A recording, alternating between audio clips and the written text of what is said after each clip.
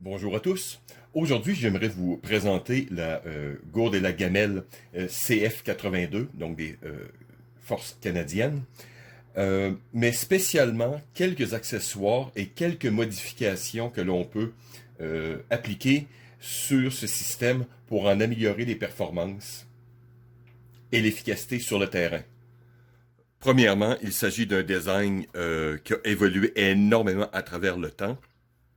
Quand je parle de la gamelle et la gourde, donc on peut remonter pratiquement à la Première Guerre mondiale et il y a eu différentes étapes, des gourdes en aluminium, en acier, en plastique, en plastique amovible, thermos et bon, toutes sortes de choses. Le design lui-même est aussi utilisé, est encore en service dans plusieurs armées sur une forme ou une autre.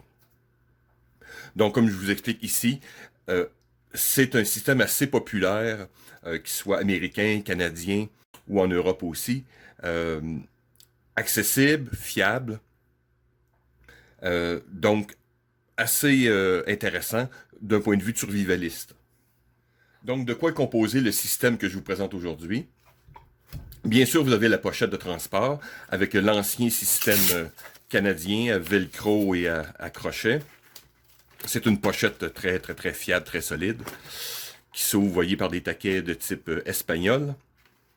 Ici, j'ai la gourde NBC, donc fait pour boire avec un masque à gaz. Mais évidemment, plusieurs types de gourdes vont fonctionner avec ce système. Premier accessoire ici, j'ai le couvercle. Je vais vous montrer tantôt. J'aime bien toujours garder une cuillère légèrement coupée. L'intérieur, bien sûr, vous allez avoir... Hop, voilà. La tasse elle-même, avec le support à réchaud qui épouse la forme. Voilà. Hop. Voyez-vous. Hop. Donc, toutes ces petites pièces forme le système. Comme je vous dis, ça a différentes années. Le système ici, par exemple, le support à réchaud, est un prototype qui est apparu à la Deuxième Guerre mondiale, mais que, en tout cas, en bref, en ce qui me concerne, par exemple, c'est une chose qui est apparue dans les années 80. Il y a aussi des types aussi pour la tasse elle-même, comme ici, c'est ce qu'on appelle les poignées de type papillon. Mais il y a d'autres types des fois, comme en L qui se rétracte. Il y a peut-être d'autres systèmes aussi, mais le plus commun et le plus intéressant que je trouve, c'est le type papillon. Maintenant, on va tasser toutes ces choses.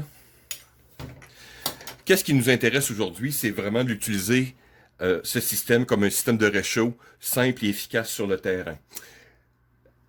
Ce type de réchaud et de système est fait pour être utilisé avec du combustible solide. Ici, c'est une version civile, mais vous en trouvez encore des militaires ou d'autres types de marques, par exemple Esbit ou autres. Mais comme vous pouvez voir, comme ma dernière expédition, j'utilise des pastilles civiles et ça fonctionne très bien.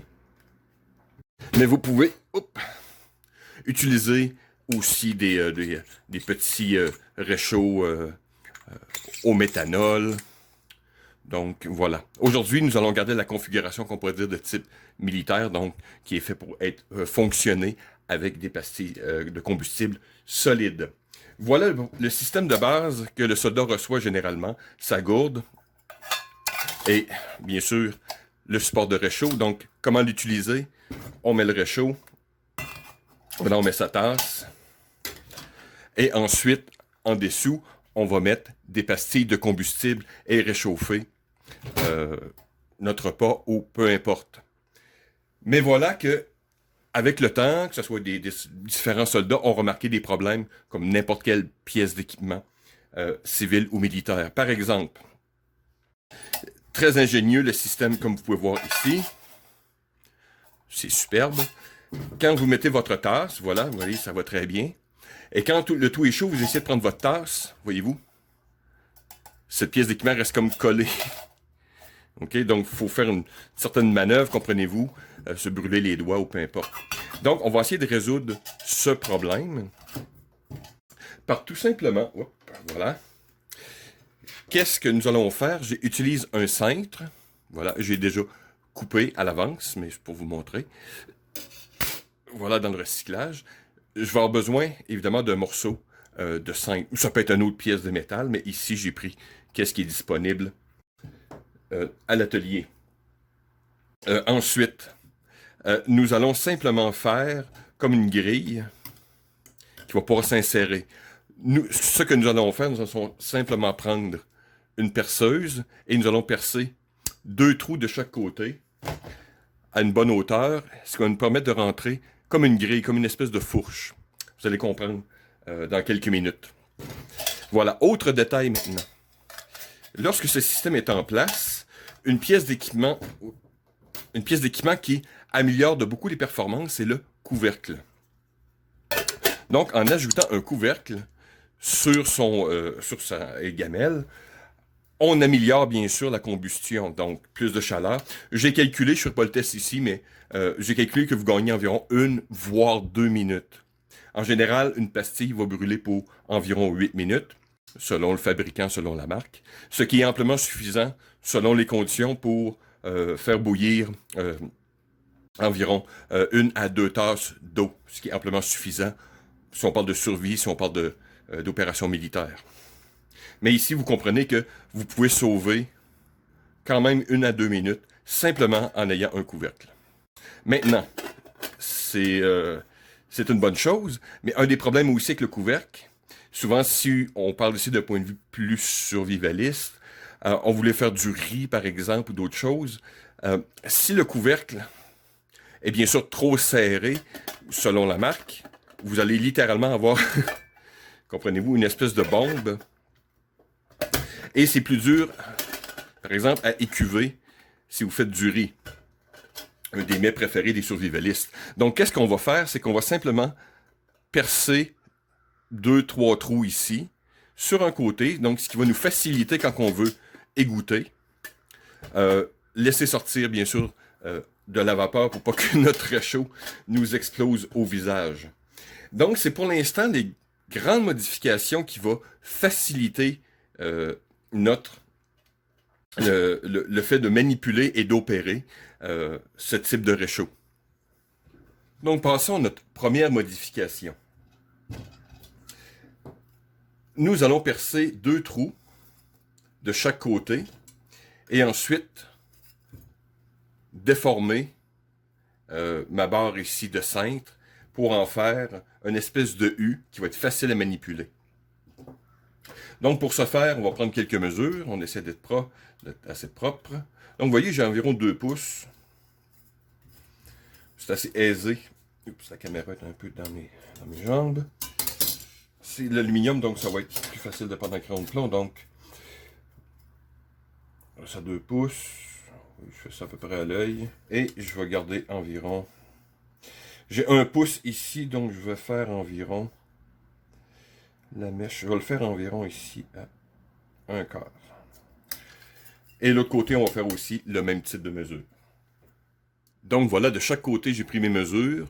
Oui, ça va faire une légère déformation à cause de la courbe, mais on s'en fout quand même un peu. C'est une pièce de métal, comprenez-vous, et on va la mouler selon notre bon désir. Mais ici, vous voyez, ça fait quelque chose qui va faire propre. Et une bonne mesure, voilà. Donc, qu'est-ce qu'il nous reste à faire maintenant que nos mesures sont prises? On va maintenant percer.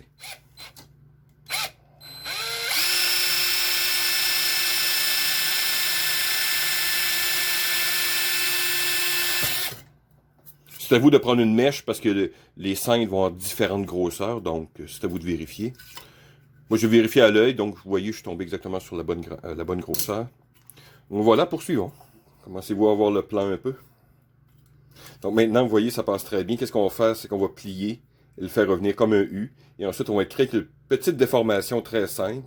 Comme ça, la pièce d'équipement va pouvoir, se transporter facilement, s'installer rapidement et être facilement manipulable tout en restant en place. Petit coup de lime.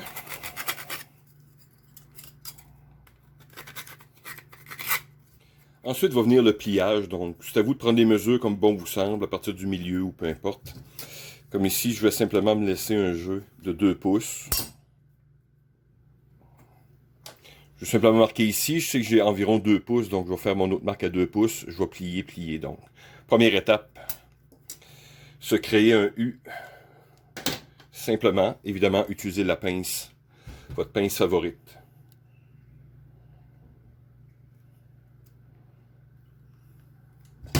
Quelques ajustements. En fait, ça va être une bonne chose de laisser une certaine tension.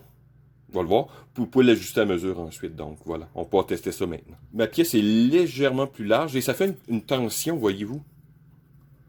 Donc, techniquement, j'aurais aucun besoin de mettre des crochets ou faire toutes sortes de tours de magie. J'ai rien qu'à le couper au bon endroit, recourber ça pour mettre ça propre. Mais déjà, juste avec la tension interne, voyez-vous.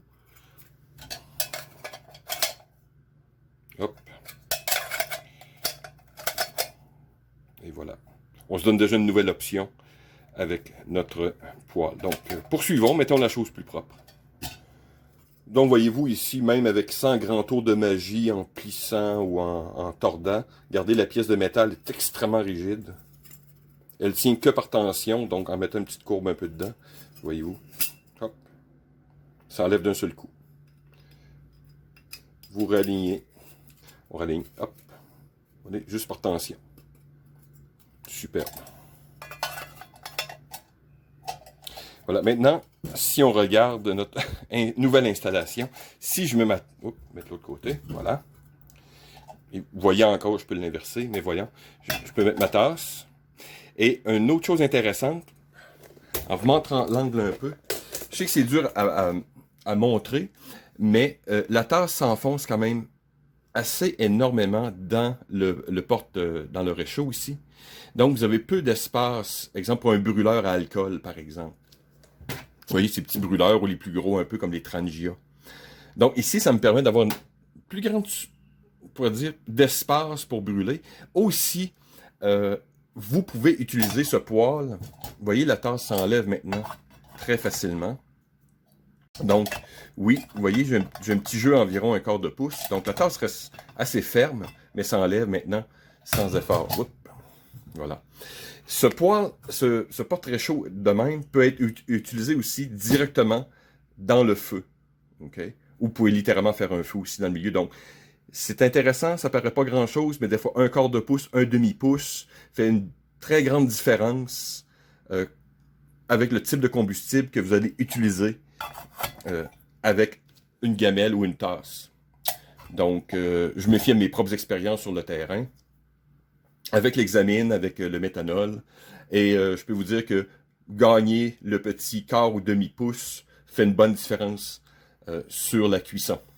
Avant de terminer ma pièce, je m'assure qu'elle peut rentrer à l'intérieur sous une forme ou une autre, avec le couvercle, pour qu'on puisse garder nos choses. Vous voyez, c'est pour ça que ma cuillère, je la coupe souvent.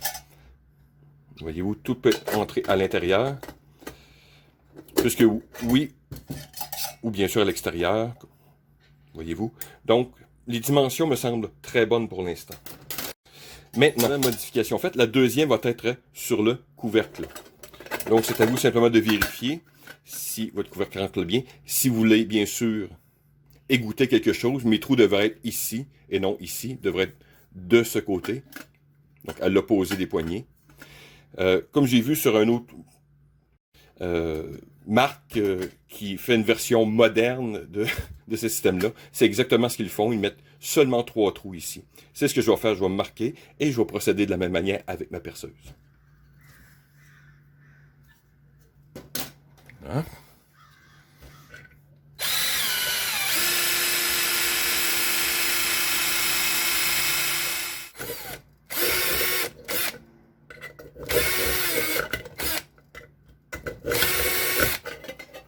Voilà.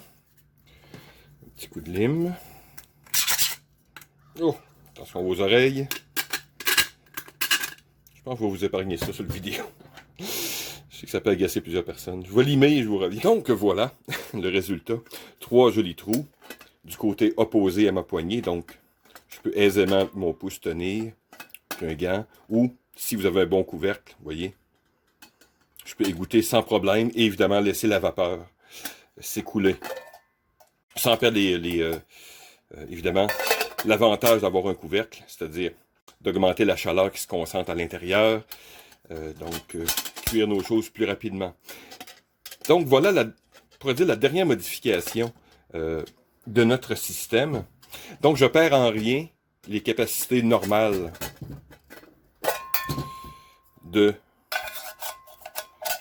voyez-vous, regarde, donc tout reste compact, voyez-vous, un couvercle, magnifique, voyez-vous, et tout se réassemble sans problème. Maintenant, il y a d'autres manières, je ne les ferai pas ici, mais je vais vous le montrer, je sais que vous allez comprendre. Avec le stand de réchaud, qu'est-ce que d'autres personnes font? Au lieu de percer des trous directement ici, ils vont simplement faire une coche sur le dessus. Ce que je pourrais faire maintenant, si je voudrais, donc, la pièce de métal, au lieu de rentrer dans les trous, fait simplement reposer, donc dans les coches. Encore ici, comme je vous dis, c'est une chose qui se ferait assez aisément. Je pense même pouvoir la faire parce qu'encore ici, ça ne modifie absolument pas l'intégrité ou la structure. J'ai vu un autre soldat faire une modification. Il l'a gardé à l'inverse. Donc, généralement, c'est fait pour épouser la forme de cette manière. Donc, le plus petit bout, vous voyez, c'est comme plus étroit en haut qu'en bas. Lui, qu'est-ce qu'il a fait? C'est qu'il a fait l'inverse. Le même système, sauf qu'il a porté ses trous ici en haut et de l'autre côté. J'ai regardé sa vidéo, ça semble bien fonctionner. Moi, personnellement, je préfère avoir une base un peu plus large, puisque j'opère plus souvent en hiver ou dans des endroits moins stables, comme vous avez sûrement pu voir dans ma dernière aventure. Donc, la base plus large. Mais voyez-vous, il y a plusieurs manières. Certains ne font pas un U de cette manière-là. J'ai vu une personne qui fait une variante. Il est créatif dans le sens qu'il prend ses piquets de tente. Ce qui est une très, très, très bonne idée. Si votre bug-out bag ou autre est configuré d'une manière à avoir un accès rapide, par exemple, à vos piquets, très bonne option. Je vais limer encore un petit peu plus ici. Mais voyez-vous, ce système-là est une variante parmi tant d'autres. À partir de maintenant, ça vous permet de laisser travailler un peu votre imagination. Vous avez augmenté les capacités, on pourrait dire les fonctionnalités de votre réchaud de type militaire. Donc voilà maintenant le système dans toute sa gloire. Maintenant, c'est à vous de